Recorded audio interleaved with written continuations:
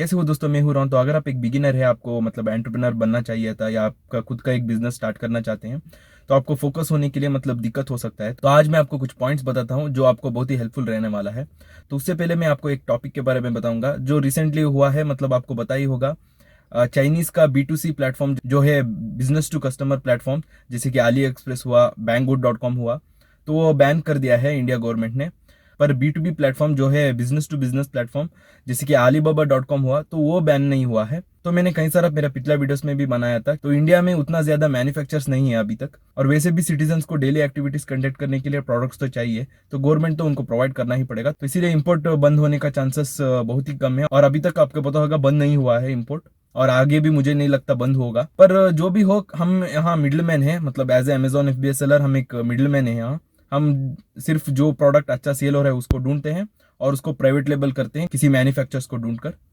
और इस डेवलपमेंट की वजह से, जो मतलब अली एक्सप्रेस वेबसाइट का बंद होने से, हम जैसा अमेजोन FBA सेलर्स के लिए बहुत ही अच्छा हुआ है, क्योंकि कई सारा कस्टमर्स से जो इंडिया के थे वो अली एक्सप्रेस से खरीदते थे प्रोडक्ट्स, क्योंकि वहाँ अनोखा अनोखा प्रोडक्ट्स कम प्राइस में मिल रहा होता। तो अभी मतलब वो कस्टमर्स को भी कोई ऑप्शन नहीं है, वो अमेजोन से ही परचेस करेंगे। तो अब हम उन सभी कस्टमर्स को वो सभी प्रोडक्ट्स मैन्युफैक्चर से प्राइवेट लेबल करके सेल कर सकते हैं। तो अभी और भी अपॉर्चुनिटी बढ़ चुका है। तो अभी मैं बिना देर करके इस वीडियो के टॉपिक पे आता हूँ। तो सबसे पहला पॉइंट है दोस्तों, आपको लॉन्ग टर्म सोचना है।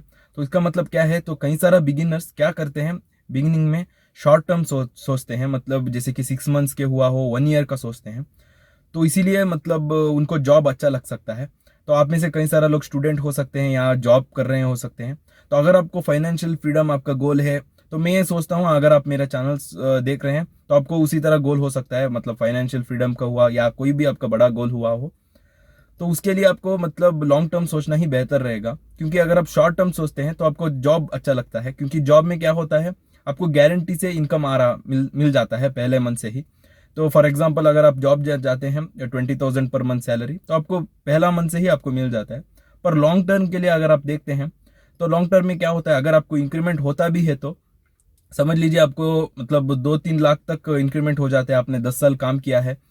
तो उससे क्या होता है, आपको इनकम तो मिलता है, पर आपको हर मंथ के लिए वही इनकम जनरेट करने के लिए आपको टाइम इन्वेस्ट करना ही पड़ता है। तो इसीलिए जॉब में आपको फाइनेंशियल फ्रीडम नहीं मिलता है। पर आप अगर आप बिजनेस ही कंसिडर करते हैं, तो बिगिनिंग में कुछ मंथ के लिए आपको इनकम नहीं मिलता है, पर आपको मतलब लिमिट ही नहीं है। आपको पता ही होगा कि बिजनेस का इनकम कितने ऊपर तक भी आप ले जा सकते हैं। तो एक सबसे बड़ा एडवांटेज है। ऑफ कोर्स, और आपको पता चलता है, मतलब कोई भी बिजनेस में हुआ हो, 3 to 6 मंथ्स में आपको पता चलता है कि आपका बिजनेस का स्टेज क्या है। चाहे आप इनकम ना कर रहे हो, तो आपको आपको मतलब एक गारंटी तो मिल जाएगा। फॉर एग्जांपल, अगर मैं अमेजोन FBA की बात करूँ तो 2 मंथ्स अकाउंट सेटअप और प्रोडक्ट रिसर्च, प्रोडक्ट का प्रोडक्शन टाइम और शिपिंग टाइम, तो मैक्सिमम 2 मंथ्स लगता है। तो जब आपके प्रोडक्ट फर्स्ट पेज पे आएगा, आपको ऑर्गेनिक सेल्स मिल रहा है, चाहे आप इनकम नहीं कर रहे हो उस वक्त, पर आपको पता चलता है कि आपने कुछ मतलब एक अच्छा प्रोडक्ट बिल्ड किया है, वो एक तरह के आपका असेट बन जाता है। जैसा जैसा रिव्यू ग्रो होता जाएगा, तो वो प्रोडक्ट से आपको इनकम मिलता ही रहेगा, बस आपको रिस्टॉक करते रहना चाहिए। तो उस तरह है, तो कोई भी बिजनेस में इसी तरह चलता है। और वैसे भी मतलब अब जो भी आपको डिसीजन लेने से पहले आपको अपसाइड और डाउन साइड कैलकुलेट करना बहुत ही इंपॉर्टेंट है। कई सारा लोग मतलब क्या कहते हैं, बिजनेस बहुत ही रिस्की है और जॉब मतलब उतना रिस्क नहीं है, उस तरह कहते हैं। पर अगर आप ठीक से कैलकुलेट करके देखते हैं, तो जॉब पे जाना बहुत ही रिस्की है कंपेरेटिवली बिजनेस में, क्योंकि बिजनेस में 3 to 6 मंथ में आपको पता चलता है कि क्या हो रहा है। तो उससे आप मतलब अगर आपको एक्सपेक्टेड रिजल्ट नहीं मिल रहा है, तो क्या गलती किया है उससे तो उसको आप सुधार सकते हैं। और वरना अगर आपका बिजनेस ही सही नहीं है, तो आपका लेन आप चेंज कर सकते हैं। तो इसीलिए आपको डिसीजन लेने के वक्त आपको अपसाइड और डाउन साइड क्या है वो देखना है।